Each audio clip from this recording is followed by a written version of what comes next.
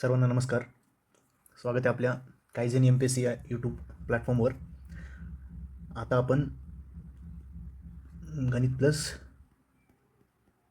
बुद्धिमत्ता, आपल्याला माहिती आहे की MPSCने आता गट ब आणि गट क या दोन परीक्षांमध्ये भरपूर संवर्ग ॲड केल्यामुळे खूप आपल्याला संधी प्राप्त होणार आहेत. आणि त्यातल्यात जो आपला प्रिलिमचा पेपर असतो त्याच्यामध्ये आपल्याला माहिती आहे की जवळजवळ 20 मार्काला हे मॅथ्स प्लस रिझनिंग याचा समावेश असतो. त्यामुळे हे 20 मार्क जर आपण फिक्स केले तर बऱ्यापैकी आपले चान्सेस वाढतात की आपण जो कटअप आहे प्रिलिमचा तो कटअप पार करू शकू. ठीक आहे, तर आपण सर्वात मेन फोकस जो आपल्याला करायचा आहे तो म्हणजे आपल्या सगळ्यांसाठी जे महत्त्वाचं आहे ते म्हणजे PYQs थ्रू आपण गणित आणि बुद्धिमत्तेचा अभ्यास करणार आहोत. म्हणजे आयोगाने जे क्वेश्चन्स विचारलेले आहेत त्याच्यावर आपल्याला फोकस तर करायचंच आहे, प्लस त्या धर्तीवर आलेले अजून क्वेश्चन सोडवायचा आपण प्रयत्न करायचा आहे. परंतु हे करण्या अगोदर आपण PYQ मात्र सर्व आधी सॉल्व केलेले पाहिजेत. तुम्ही PYQs सॉल्व करत नाहीत आणि बाकी गोष्टींवर फोकस करतात तर कुठेतरी तुमचा ॲप्रोच चुकेल. त्यामुळे ॲटलिस्ट माझा हा प्रयत्न राहील की तुमच्यासमोर रोज मी एक 10 ते 15 PYQs घेऊन येण्याचा प्रयत्न करणार आहे. ठीक आहे, आपण जे रेग्युलर पेपर झालेले आहे सुरुवातीला आपण काय करूया, 2021 ते 2025 हे 5 वर्षाचे जे पेपर्स झालेले आपले गट बचे गट कचे, त्यानंतर राज्यसेवेचे देखील पेपर असेल म्हणजे प्रिलिम्स प्लस मेन्सचे.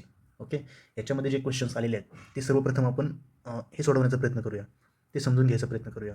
त्यानंतर टाईम जर तुम्हाला सफिशियंट टाईम उरत असेल तर मग तुम्ही बाकीचे संदर्भ ग्रंथातनं क्वेश्चन्स किंवा बाकी ठिकाण सोर्समधनं ते सोडू शकता तुम्ही. ठीक आहे, तर आपण सुरुवात करूया आता.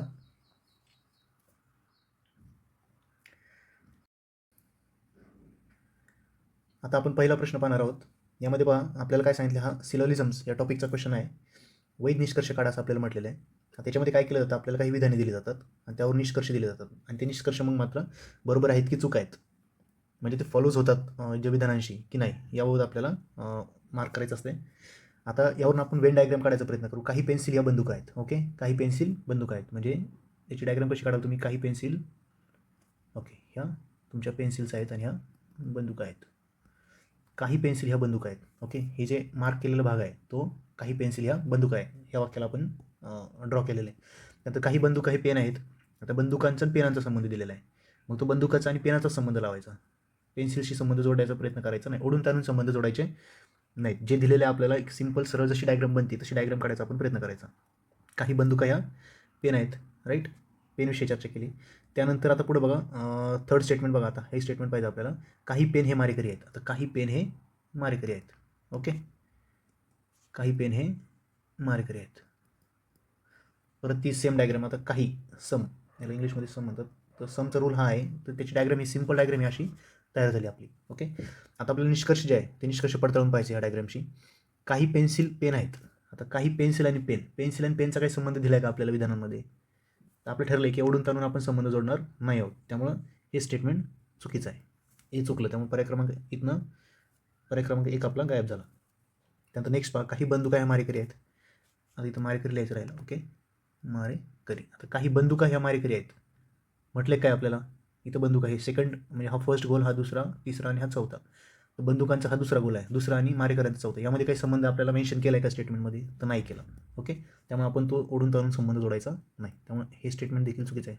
बी चुकीचं म्हटलं की पर्याय क्रमांक 2 देखील चुकीचं होतं आणि पर्याय क्रमांक 3 देखील चुकीचं. आपलं उत्तर आपल्याला भेटून जातं पर्याय क्रमांक 4. तरी देखील आपण पडताळून पाहूया. काही मारेकरी हे पेन आहेत. तर काही मारेकरी हे पेन आहेत, मारेकरी आणि पेन, राईट.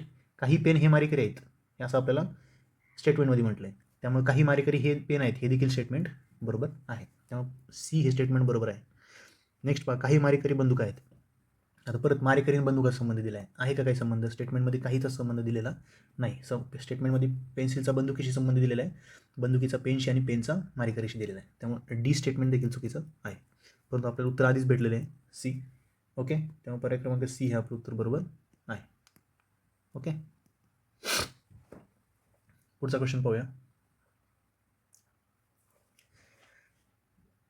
काय म्हटलं, एका सांकेतिक भाषेत 725 हा शब्द असा लिहितात. ओके, त्यासाठी हा संकेत वापरला जातो. ओके, कोडिंग लँग्वेजचा क्वेश्चन आहे. 534 साठी असा कोड वापरला जातो आणि 231 साठी हा कोड वापरला जातो. तर 375 या अंकासाठी कोणता संकेत असेल, 375 साठी. आता इथं बघा, 534 मध्ये जर आपण विचार केला तर 3 आणि 5 इथं आहे. ओके, त्यामुळे यातला जो कोड आहे तो कॉमन आपल्याला खाली उत्तरात दिसणार आहे. तरी पण आपण काय करूया, 725साठी काय *@ हॅशटॅग 500 एक सेकंड 534साठी काय कोड दिलेला आहे, ओके C* आणि 231साठी काय कोड दिलेला आहे TC.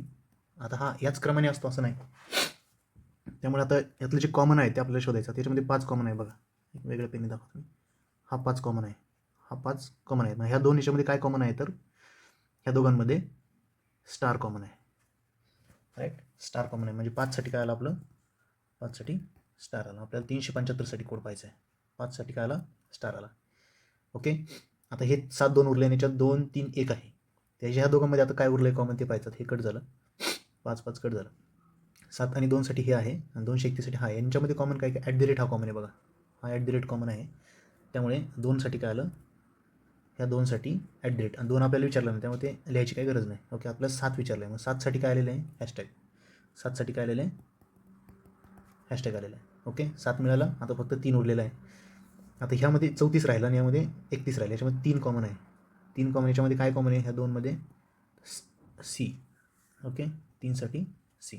तेव्हा हा कोड कुठं आहे आपल्याला तो पाहायचा आहे. कुठला कोड, स्टार हॅशटॅग आणि Cला @ C हॅशटॅगचा इथं एक आहे, इथं देखील आहे. ओके. इथं नाही आहे हॅशटॅग, इथं नाही आहे आणि इथं स्टार नाही आहे. त्यामुळे हे 2 ऑप्शन तर कट झाले, परंतु 1 आणि 2 हे मात्र ऑप्शन आपले दोन्ही येतात. त्यामुळे आयोगाने हा क्वेश्चन रद्द केलेला आहे. सांगण्यास तात्पर्य एवढंच की कोडिंग डिकोडिंगचा क्वेश्चन तुम्ही असं सॉल्व्ह करू शकता आणि प्रॅक्टिस केली तर विदिन 10 सेकंड तुम्ही फास्ट कॅल्क्युलेशन करू शकता. हे क्वेश्चन चुकीचं दिल्यामुळे तो वेळ लागला, नाही तर बऱ्याचदा क्वेश्चन्स सोपे असतात. ओके. तेव्हा हा कॅन्सल झालेला क्वेश्चन आहे. नेक्स्ट क्वेश्चन पाहूया आपण. तिसरा क्वेश्चन आपल्याला काय म्हटलं बघा, एका शाळेतील 2003 ते 2008 या 6 वर्षातील कालावधीत उत्तीर्णांची टक्केवारी म्हणजे ही दिलेली आहे आपल्याला, जसं की 45%, 56%, 42%, 61%, 55% आणि 52%. तर 2003 ते 2008 या काळात या परीक्षेस बसणाऱ्या विद्यार्थ्यांचं प्रमाण, आता बसणाऱ्या विद्यार्थ्यांचं प्रमाण दिलेलं आपल्याला, संख्या दिली का नाही, संख्या दिली असते तर पुढे आपल्याला सोपं गेलं असतं. तर प्रमाण बघा 2 3 4 3 2 3 असं हे प्रमाण आपल्याला दिलेलं आहे.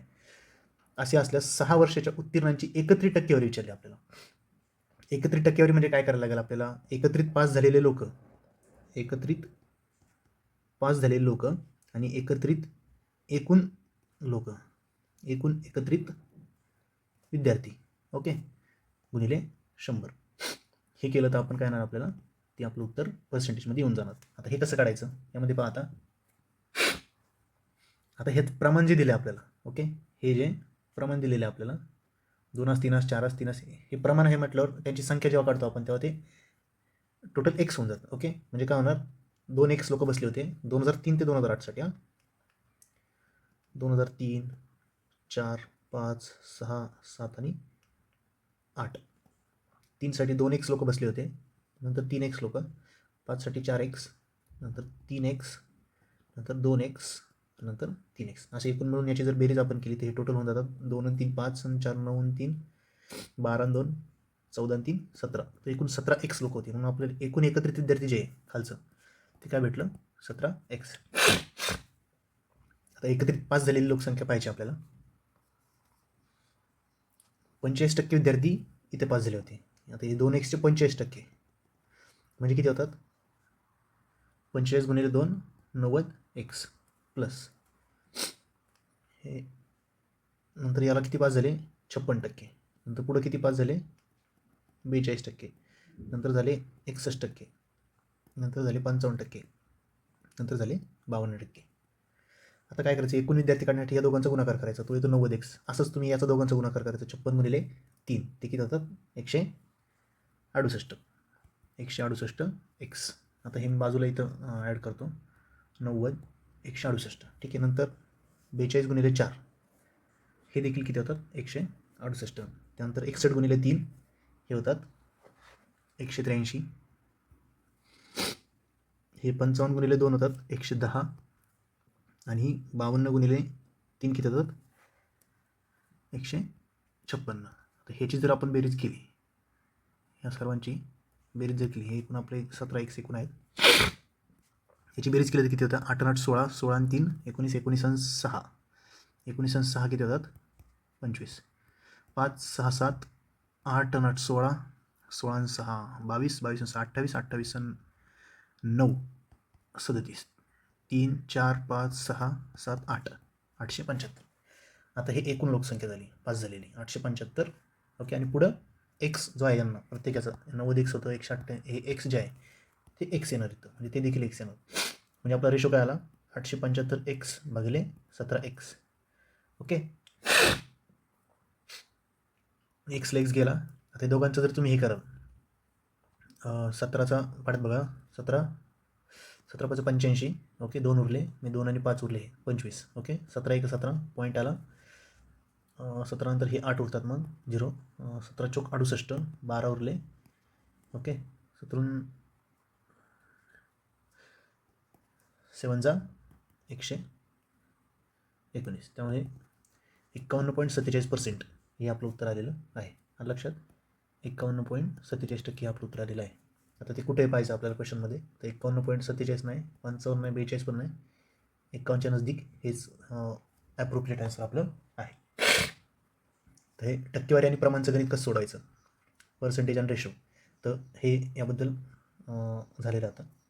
नेक्स्ट क्वेश्चन आता आपण पाहूया. थोडा वेळ घेऊन मी समजून यासाठी सांगतो की तुम्हाला देखील समजलं पाहिजे. बाकी नंतर प्रॅक्टिस करताना तुम्ही अजून फास्ट करू शकता, कारण आपल्याला वेळ लिमिटेड असतो. एका तासामध्ये जवळजवळ आपल्याला 100 क्वेश्चन सॉल्व्ह करायचे असतात. ओके, तर अशा पद्धतीने आपण आता पुढचा क्वेश्चन पाहूया.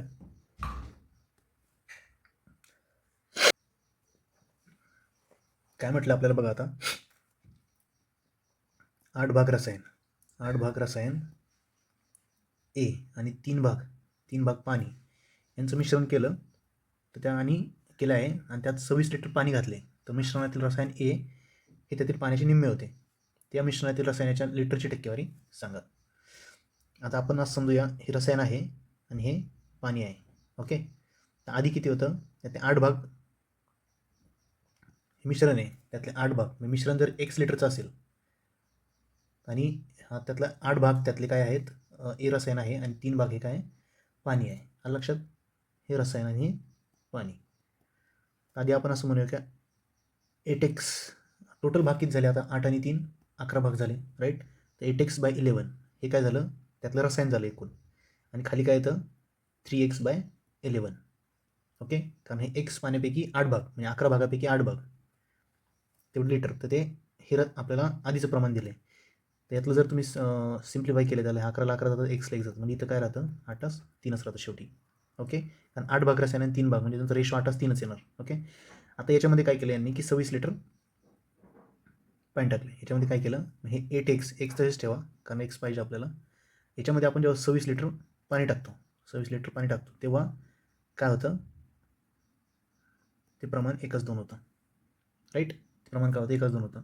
हे जर सिम्प्लिफाय केलं तर दोन्ही इकडे मल्टिप्लाय करायचं, हे 3x 26 इकडे घेऊन जायचं, तर 8 दुने 16x equals to 3x + 26. Okay, ते 16x - 3x इक्वल्स टू 26. ते 3x इक्वल्स टू काय येणार आपलं? 13x इक्वल्स टू 26 येणार. तर x काय येणार आपलं? 2 येऊन जाणार, राईट? तर x 2 आलं, याचा अर्थ x 2 आहे. तर आपल्याला काय विचारलं ते? त्या मिश्रणातील रसायनाच्या लिटरची संख्या. रसायन किती होतं आधी? 8x होतं, राईट? तर 8 × 2 किती होतात? 16. आलं लक्षात? तर 16 लिटर यामध्ये सुरुवातीला रसायन होतं असं आपण सांगू शकतो. पर्याय क्रमांक 1. नेक्स्ट क्वेश्चन पाहूया आता आपण. काय म्हटलं इथं पहा आता, PQRSTU ही चुलत भावंडे आहेत. कोणत्याही 2 भावंडे सारखे वयाची नाहीत, मात्र सर्वांची जन्मतिथी सारखीच आहे. सेम वयाची नाहीत आणि जन्मतिथी सारखी आहे, म्हणजे थोडक्यात ते एकाच दिवशी जन्माला आले, परंतु ते सेम वयाचे नाही, म्हणजे ते वेगवेगळ्या वर्षी एका दिवसात, म्हणजे प्रत्येकाच्या वयामध्ये 1-1 वर्षाचा गॅप आहे. हे लक्षात घ्यायचं आपल्याला. सर्वात धाकटा हा 17 वर्ष वयाचा आहे आणि थोरला टी हा 22 वर्ष वयाचा आहे. म्हणजे आपण इथं जर 7 स्टेप्समध्ये यांना जर मांडून घेतलं तर किती किती भावंडे पहा, आहे 1 2 3 4 5 6 भावंडे. 1 2 3 4 5 6. 1 2 3 4 5 6. सर्वात थोरला काय म्हटलं? टी, म्हणजे टी हा 22 वर्षाचा आहे. म्हणजे हा जो असणार आहे हा 21 वर्षाचा, हा 20, हा 19 हा 18 आणि हा 17 आणि सर्वात धाकटा 17 वर्षाचं बरोबर आलं आपलं. ओके.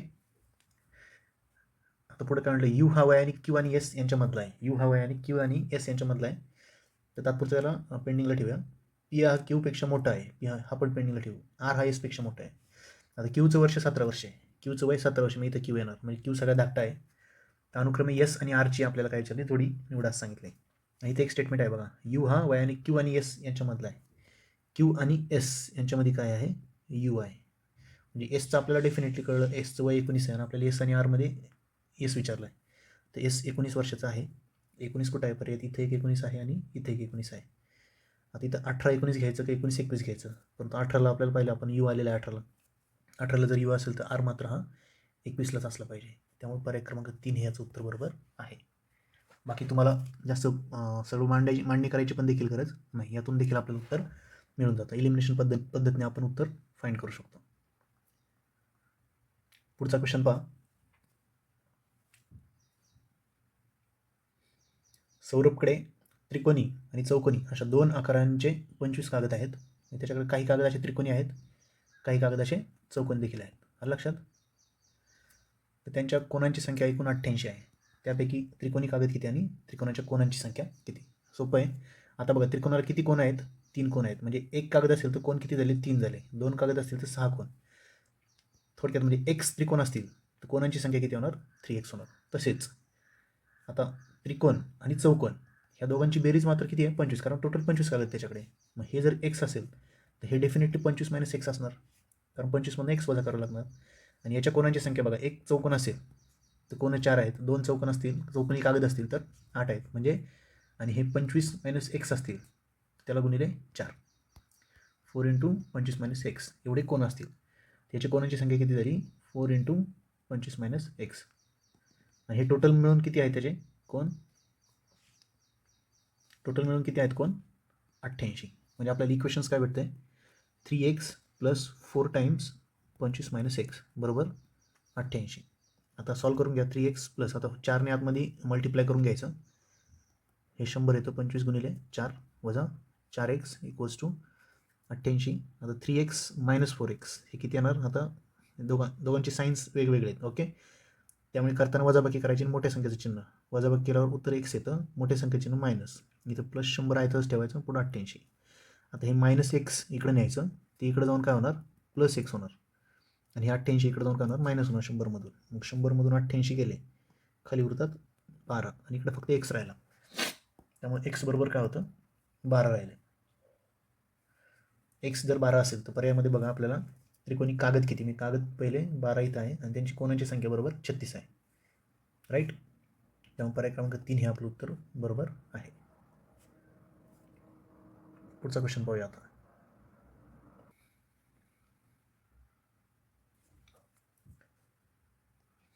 काय म्हटलं आपल्याला, 3 वर्षाच्या अंतराने जन्मलेल्या 5 मुलांच्या वयांची बेरीज 50 वर्ष आहे. तर सर्वात लहान मुलाची वय काढा आपलं, असं म्हटलेलं आहे.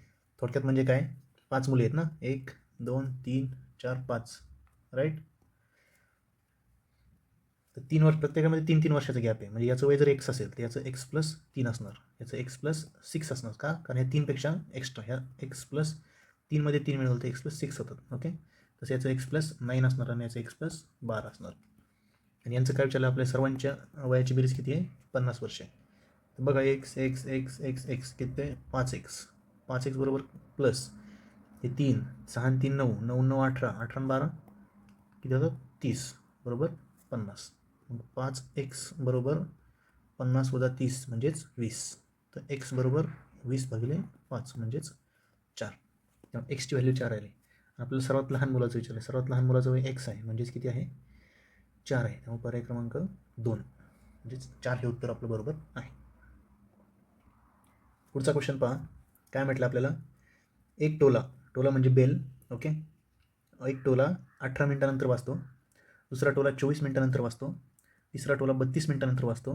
जर 3ही टोले सकाळी 8 वाजता एकत्र वाजले तर त्यानंतर पुन्हा एकत्र वाजण्याची त्यांची वेळ काढा. सोपं आहे. जेव्हा हे बेलचं वगैरे एक्झाम्पल्स असतात त्यावेळेस आपण काय करतो, त्याचा LCM काढतो. काय काढतो, LCM काढतो. आता LCM कोणाकोणाचं काढायचं आहे, 18 24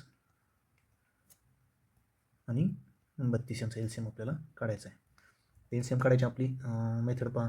आपल्याला माहिती आहे 18, 24 आणि 32 डिवाईड करत जायचं आपण छोट्या छोट्या नंबरनी. 92, 18, 12 दुणे 24, 16 दुणे 32, परत 2नी भाग जाते 9, 6, 9ला जात नाही म्हणून तसंच ठेवलेलं आहे. 6ला 12, 8, परत 2नी दिला तर 9, 3, 4, आता 3नी तर दिला 3, 1, 4, 1, 1, 4 उरलं आहे. परत 2नी भागण्याचे डायरेक्ट 4नी डिवाईड केलं तर 1 येऊन जातं. मग शेवटी 1, 1, 1, 1 राहिलं. हे सर्वांचं काय करायचं आपल्याला गुणाकार करायचा आहे. काय काय आले 2 गुणिले 2 गुणिले 2 गुणिले 3 गुणिले 3 गुणिले 4, 2 दुणे 4, 4 दुणे 8, 8 त्रिक 24, 24 त्रिक 72, 72 चौक 4 दुणे 8, 7 चौक 28, 288, 288, 288 मिनिटानंतर ते पुन्हा एकत्र वाजतील. त्याला जर तासामध्ये कन्वर्ट करतात ते 8 वाजता एकत्र वाजले त्यानंतर किती तासाने एकत्र वाजतील त्याला आपण 60ने डिवाईड करायचं आहे. आता 60ने डिवाईड करताना असं 2 डिवाईड करायचं नाही, डायरेक्ट 60च्या पाडामध्ये डिवाईड करायचं, नाही तर आपलं उत्तर चुकतं. आता 60च्या पाडामध्ये 6 गुणिले 4, 6 चौक 24 म्हणजे 240, म्हणजे 4 तास झाल्यानंतर 240 मिनिटं होतात. 288मधनं 240 जर आपण वजा केले, ओके, 288मधनं 240 वजा केले तर उरतात किती 48 मिनिट. म्हणजे 4 तास 48 मिनिट. म्हणजे 8 वाजल्यानंतर 4 तास कधी होतात 8 वाजल्यानंतर 4 तास होतात 12 आणि त्यामध्ये अजून 48 मिनिट. म्हणून पर्याय क्रमांक 2 हे आपलं उत्तर बरोबर आहे.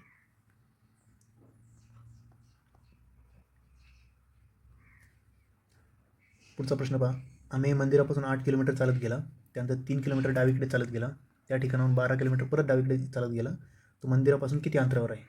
आता सपोज इथं मंदिर आहे, आम्ही इथनं स्टार्ट करतो. आता कोणत्या दिशेला चालायचं हे आपल्याला दिलेलं नाही, तर आपण नॉर्मली पूर्व दिशेला चालत जायचं. 8 किलोमीटर तो चालत गेला असं समजूया. हे किती आहे 8 किलोमीटर आहे. त्यानंतर 3 किलोमीटर डावीकडे वळाला, आणि डावीकडे म्हणजे अँटी क्लॉकवाईज 3 किलोमीटर तो डावीकडे वळाला. ओके, हे 3 किलोमीटर.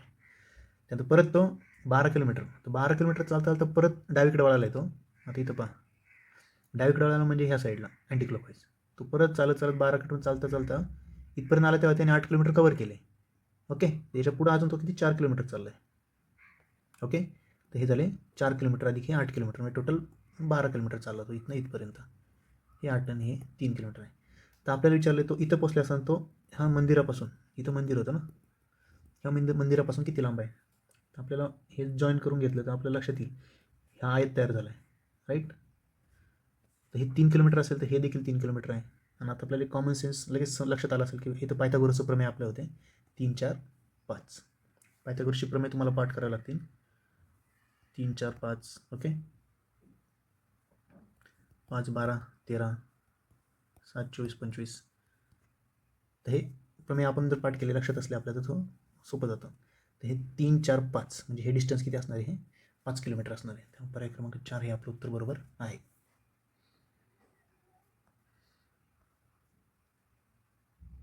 लास्ट क्वेश्चन आपण पाहतो आजच्या लेक्चरचा. पी ही एनची पत्नी असून एस ही पीची ननंद आहे. ओके, आता कसं लक्षात हे लिहायचं कसं पहा. पी ही एनची पत्नी आहे, नवरा बायकोचं रिलेशन आपण प्लसने दाखवूया. ओके, नवरा बायको असेल तर प्लसने दाखवायचं. भाऊ बहीण असतील किंवा भाऊ भाऊ असतील किंवा बहीण बहीण असतील तर ते इक्वल टून दाखवायचं. मुलगा असेल तसं खालचा बाण दाखवायचा. ओके, हा लक्षात. आता पी ही यांची पत्नी आहे म्हणजे पी ही फिमेल आहे, एन हा मेल आहे. एस ही पीची ननंद आहे, एस ही पीची ननंद आहे. पीची ननंद कोण, एस आहे, म्हणजे ती नक्कीच एनची कोण असणार, बहीण असणार. ओके, ही फिमेल झाली. आर हा पीचा मुलगा आहे, आणि टी हा यांचा मुलगा आहे, याचा मुलगा टी आहे, म्हणजे हे दोघं नक्की काय आले, भावंड झाले. ओके, आता आपल्याला काय विचारले, एस हिचे टीशी नातं काय, एसचे टीशी नातं काय. ओके, एस कोण झाली, टीची, ही आत्या झाली आणि हा भाचा झाला. त्यामुळे एसची नाते टीशी काय तर ती आत्या. अशा पद्धतीने आपण आज 2021 PSI मेन्सला जे क्वेश्चन्स विचारले होते PYQ, तर त्याचं आपण डिटेलमध्ये आत्ता पाहिलेलं आहे. Thank you very much.